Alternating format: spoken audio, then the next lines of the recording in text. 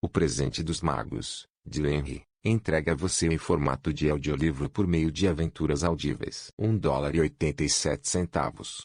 Isso foi tudo. E 60 centavos disso estavam em centavos. Economizavam-se alguns centavos de cada vez, destruindo o dono da mercearia, o vendedor de vegetais e o açougueiro até que as bochechas queimassem com a imputação silenciosa de parcimônia que tal negociação estreita implicava. 3 vezes Dela contou. $1,87. E o dia seguinte seria Natal. Claramente não havia nada a fazer além de se jogar no sofá surrado e uivar. Então Dela fez isso. O que instiga a reflexão moral de que a vida é feita de soluços, fungadas e sorrisos, predominando as fungadas. Enquanto a dona da casa vai passando gradativamente do primeiro para o segundo estágio, dê uma olhada na casa. Um apartamento mobiliado por $8 por semana. Não era exatamente uma descrição incompreensível, mas certamente tinha essa palavra à procura do esquadrão mendicante. No vestíbulo abaixo havia uma caixa de correio onde nenhuma carta cabia e um botão elétrico do qual nenhum dedo mortal poderia extrair um anel. Também pertencia a ele um cartão com o nome Sr. James de Lincoln. O de Lincoln foi jogado ao vento durante um antigo período de prosperidade, quando seu possuidor recebia $30 por semana. Agora, quando a renda foi reduzida para $20, eles estavam pensando seriamente em contratar um modesto e despretensioso demais sempre que o Sr. James de Lincoln voltava para casa e chegava ao seu apartamento acima. Ele era chamado de Jim e muito abraçado pela senhora James de Lincoln, já apresentado a você como Dela. O que é tudo muito bom. Dela terminou de chorar e cuidou do rosto com o pano de pó. Ela ficou perto da janela e olhou estupidamente para um gato cinza passeando por uma cerca cinza em um quintal cinza. Amanhã seria dia de Natal e ela tinha apenas $1,87 para comprar um presente para Jim. Ela vinha economizando cada centavo que podia há meses, com esse resultado. $20 por semana não vão muito longe. As despesas foram maiores do que ela havia calculado. Eles sempre são. Apenas $1,87 para comprar um presente para Jim. Seu Jim. Ela passou muitos rápidos planejando algo bom para ele. Algo fino, raro e excelente. Algo um pouco próximo de ser digno da honra de ser propriedade de Jim. Havia uma janela de vidro entre as janelas da sala. Talvez você tenha visto um vidro de cais em um apartamento de $8. Uma pessoa muito magra e muito ágil pode, observando seu reflexo numa rápida sequência de faixas longitudinais, obter uma concepção bastante precisa da sua aparência. Dela, sendo esbelta, dominava a arte. De repente, ela saiu da janela e ficou diante do vidro. Seus olhos brilhavam intensamente, mas seu rosto havia perdido a cor em 20 segundos. Rapidamente ela puxou o cabelo para baixo e o deixou cair em todo o seu comprimento. Agora, havia 2 posses dos James de Lincoln das quais ambos se orgulhavam.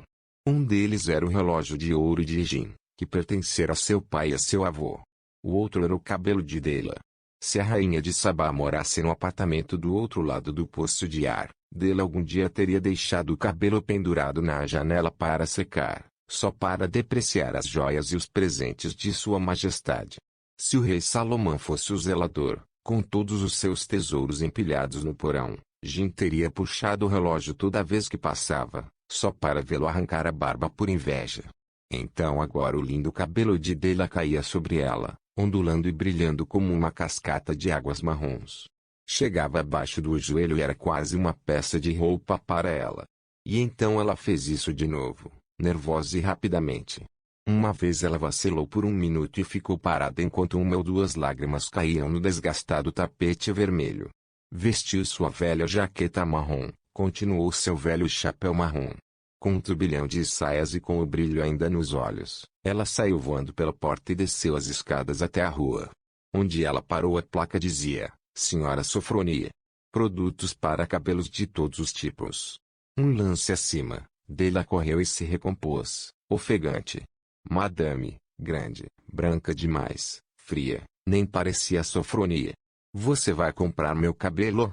Perguntou Dela. Eu compro o cabelo, disse Madame. Tire o chapéu e vamos dar uma olhada na aparência. Abaixo ondulava a cascata marrom.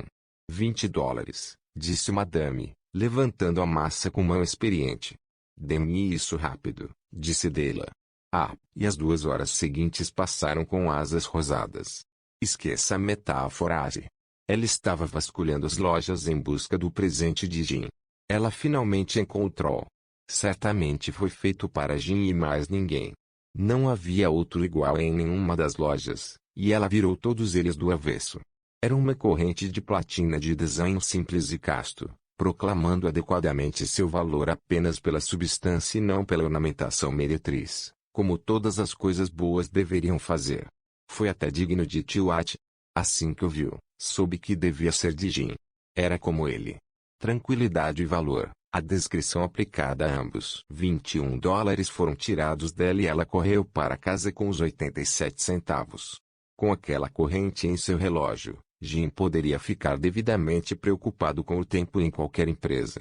Por mais grandioso que fosse o relógio, às vezes ele olhava para ele às escondidas por causa da velha pulseira de couro que usava no lugar da corrente.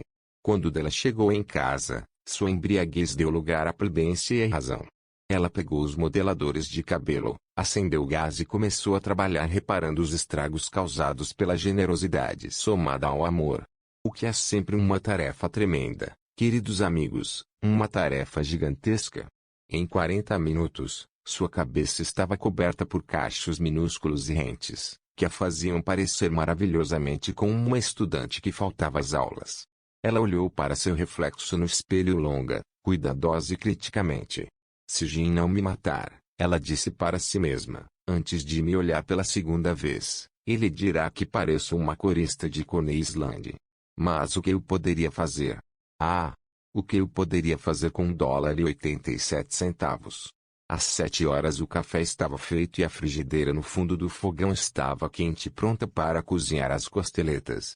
Jim nunca se atrasava. Della dobrou a corrente na mão e sentou-se no canto da mesa, perto da porta por onde ele sempre entrava.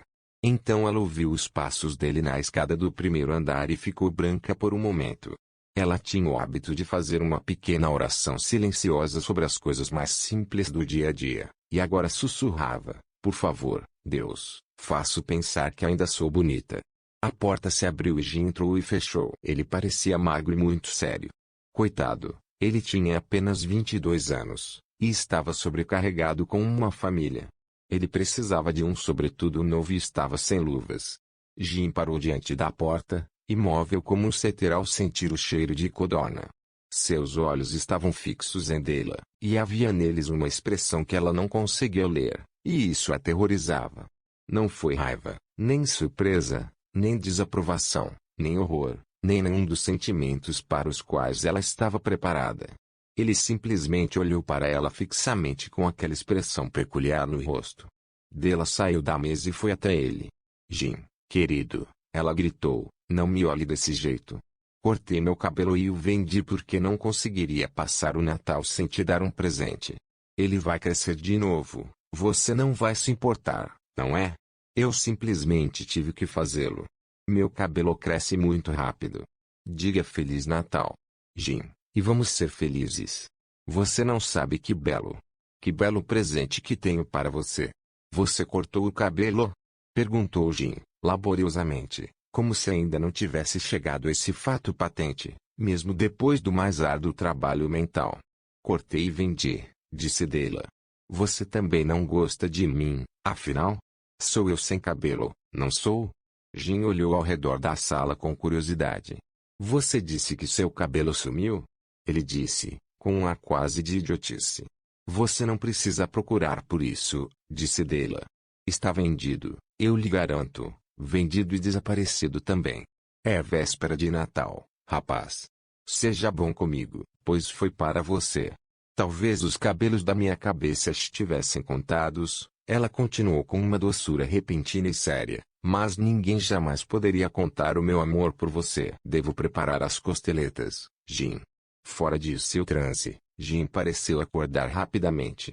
Ele envolveu seu Della. Por 10 segundos, olhemos com escrutínio discreto algum objeto inconsequente na outra direção. $8 por semana, $1 milhão por ano. Qual é a diferença? Um matemático ou um sagaz lhe daria a resposta errada. Os magos trouxeram presentes valiosos, mas isso não estava entre eles. Esta afirmação sombria será iluminada mais tarde. Jim tirou um pacote do bolso do sobretudo e jogou-o sobre a mesa. Não cometa nenhum erro, Del, disse ele, sobre mim. Eu não acho que haja algo como um corte de cabelo, uma barba ou um shampoo que possa me fazer gostar menos da minha garota. Mas se você desembrulhar esse pacote, poderá ver porque no início me deixou confuso. Dedos brancos e ágeis rasgaram o barbante e o papel. E então um grito estático de alegria, e então, infelizmente, uma rápida mudança feminina para lágrimas e lamentos histéricos, necessitando do emprego imediato de todos os poderes reconfortantes do senhor do apartamento. Pois ali estava Ticombs, o conjunto de pentes, laterais e traseiros, que dele havia adorado por muito tempo numa vitrine da Broadway. Lindos pentes, de pura carapaça de tartaruga, com bordas de pedras preciosas, a tonalidade perfeita para usar no lindo cabelo desaparecido. Eram pentes caros, ela sabia, e seu coração simplesmente ansiava por eles, sem a menor esperança de possuí-los. E agora, eles eram dela, mas as tranças que deveriam enfeitar os cobiçados adornos haviam sumido. Mas ela os abraçou contra o peito e finalmente conseguiu erguer os olhos com olhos turvos e um sorriso e dizer, meu cabelo cresce tão rápido, Jim. E então Dela deu um pulo como um gatinho chamuscado e gritou, oh, oh. Jim ainda não tinha visto seu lindo presente. Ela estendeu para ele ansiosamente na palma da mão aberta. O metal precioso e fosco parecia brilhar com o reflexo de seu espírito brilhante e ardente. Não é ótimo, Jim. Procurei por toda a cidade para encontrá-lo. Você terá que olhar a hora 100 vezes por dia agora. Dê-me seu relógio. Quero ver como fica. Em vez de obedecer, Jim caiu no sofá, colocou as mãos na nuca e sorriu. Del, disse ele, vamos guardar nossos presentes de Natal e guardá-los por um tempo. Eles são bons demais para serem usados no momento. Vendi o relógio para conseguir dinheiro para comprar seus pentes. E agora suponha que você se prepare. Os magos, como você sabe, eram homens sábios, homens maravilhosamente sábios, que traziam presentes para o bebê na manjedoura. Inventaram a arte de dar presentes de Natal. Sendo sábios, seus presentes eram sem dúvida sábios, possivelmente tendo o privilégio de troca em caso de duplicação. E aqui eu lhe contei, de maneira pouco convincente, a crônica monótona de duas crianças tolas em um apartamento que, da maneira mais imprudente, sacrificaram uma pela outra os maiores tesouros de sua casa. Mas, numa última palavra aos sábios de hoje, deixe-se dizer que de todos os que dão presentes, estes dois foram os mais sábios. De todos os que dão e recebem presentes, aqueles são os mais sábios. Em todos os lugares eles são mais sábios. Eles são os magos. O fim. Obrigado por ouvir um audiolivro de aventuras audíveis. Certifique-se de encontrar audiolivros mais divertidos no canal.